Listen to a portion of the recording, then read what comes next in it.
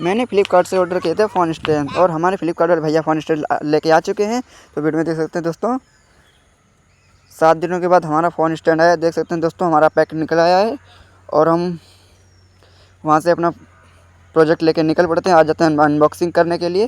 देख सकते हो हम अनबॉक्सिंग कर रहे हैं वीडियो में। तो देख सकते हैं दोस्तों, ये हमारा मिनी सा फ़ोन स्टैंड है। इससे आपको वीडियो शूट करने के लिए मिलेगी, मतलब अच्छी वीडियो मिलेगी इससे।